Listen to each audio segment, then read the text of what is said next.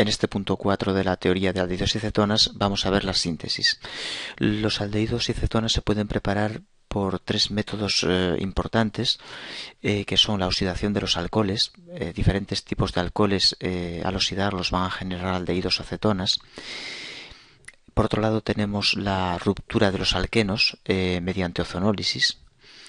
Y además podemos preparar aldehídos y cetonas mediante hidratación de alquinos. La hidratación de alquinos es otro método para conseguir obtener carbonilos. También se pueden obtener aldehídos o cetonas mediante reacciones de Friedel-Crafts. Es posible, la acilación de Friedel-Crafts permite añadir grupos acilo a un anillo aromático. Vamos a empezar con la oxidación de los alcoholes.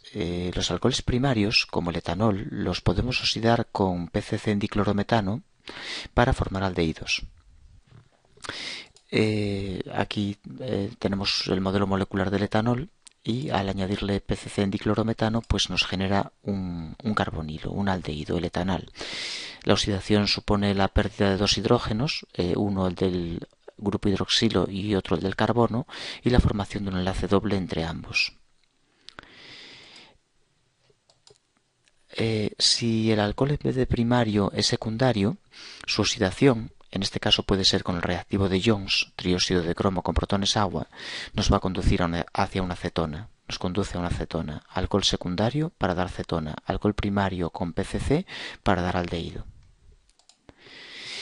Tenemos un problema con los alcoholes primarios, y es que si utilizamos oxidantes distintos al PCC, como por ejemplo Jones, permanganato, dicromato, aparece una reacción que convierte el alcohol primario en ácido carboxílico. Es decir, el alcohol primario sobreoxida a ácido carboxílico. La reacción en una primera etapa convierte el alcohol en aldehído y en una segunda etapa el aldehído se oxidará a ácido carboxílico. ¿A qué se debe eso? Se debe a la presencia de agua. Cuando en el medio ponemos agua, se produce esta sobreoxidación. Si trabajamos en medios anhidros con piridina, se evita la sobreoxidación y paramos en aldehído. Vamos a ver el mecanismo de esta sobreoxidación. ¿Por qué la presencia de agua hace que la oxidación no pare en aldehído y nos lleva hasta el ácido carboxílico? Un aldehído, cuando le ponemos cromo 6, va a oxidar, y va a oxidar siempre aldehído, no ácido carboxílico, aldehído. Sin embargo, ese aldehído se encuentra en un medio en el que hay agua ácida, sulfúrico acuoso, y en ese medio el aldehído se convierte en un hidrato. Se protonará el oxígeno, el agua atacará al carbono carbonilo y nos dará un hidrato del carbonilo. Y el hidrato, en ese medio en el que hay cromo 6, volverá a oxidarse, lo que formará un ácido carboxílico. La oxidación siempre supone la pérdida del hidrógeno del carbono y el del oxígeno, formando un enlace doble carbono-oxígeno. Y así obtenemos los ácidos. Por tanto, si evitamos la presencia de agua en el medio, trabajando en condiciones anhidras, paramos la oxidación en el aldehído. Eso es lo que hace el PCC. Vamos a ver ahora una oxidación de alcoholes que tienen algo especial. Contienen un enlace múltiple, un enlace doble o triple en la posición vecina al OH, es decir, son alcoholes alílicos, bencílicos, o los que tienen un triple enlace son propargílicos.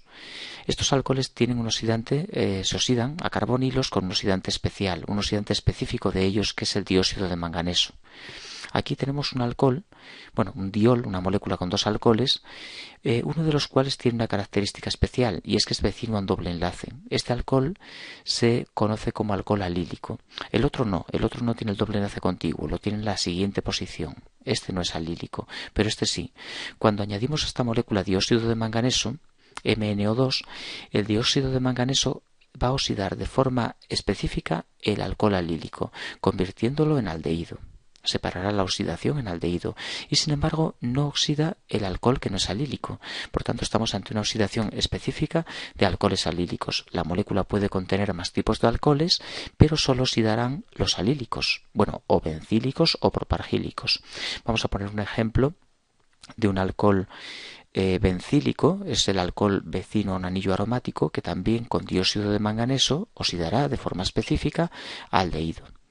Si la molécula contuviera otros grupos OH, otros hidroxilo, que no fueran vecinos al benceno ni a dobles enlaces, no oxidarían.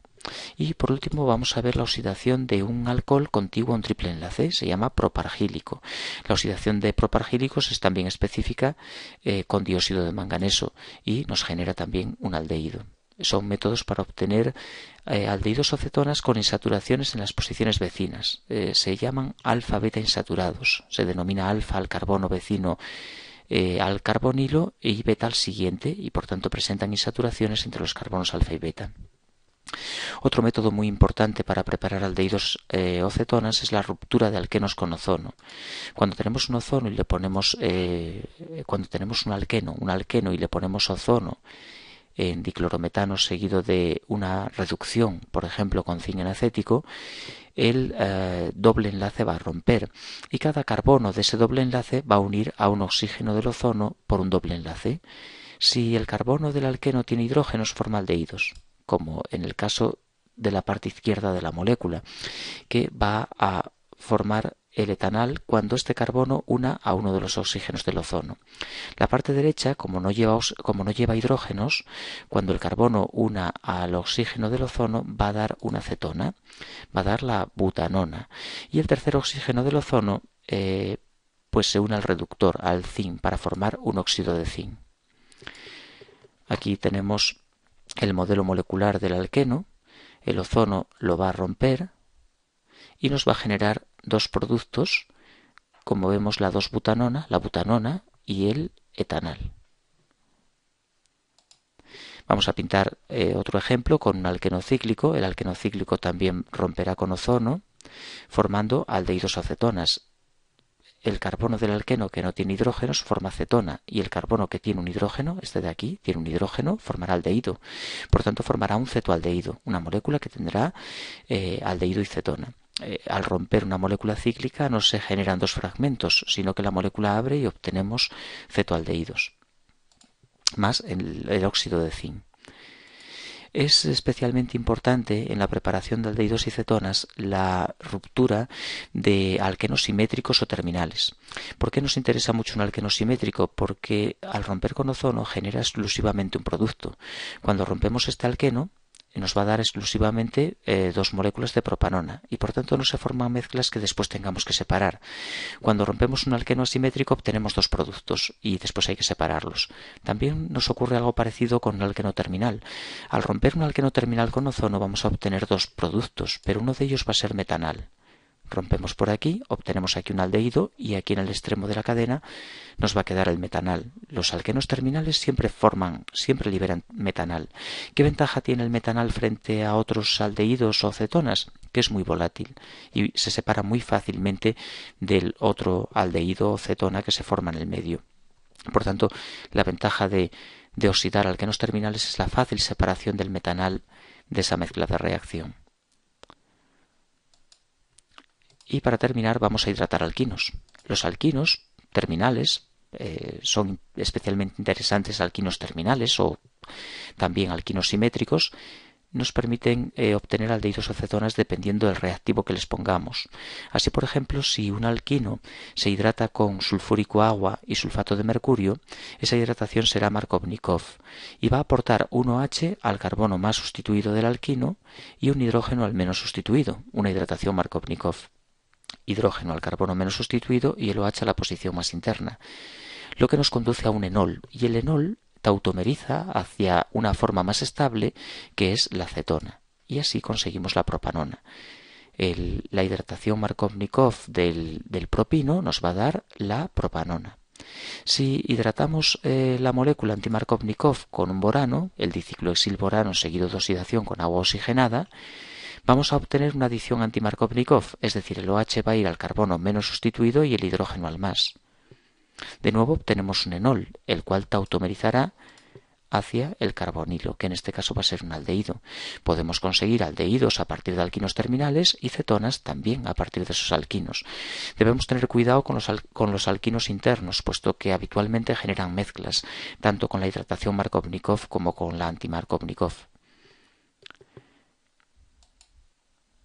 Y esto Son los métodos principales que tenemos para preparar aldehídos y cetonas. También es cierto que no lo he considerado en estas transparencias, en esta presentación. No he considerado la opción de hacer una Friedelkraft, una acilación de Friedelkraft con un benceno. Si consideramos un benceno y le hacemos la reacción con un haluro de alcanoilo, por ejemplo el cloruro de tanoilo, catalizado por un ácido de Lewis, que puede ser AlCl3, vamos a obtener en esa reacción de alquilación de Friedelkraft, vamos a obtener una acetona. Vamos a adicionar al benceno el grupo acetilo del haluro. Y esto también se puede considerar un método de preparación de aldehídos y cetonas, que es la acilación de Friedel y Kraft.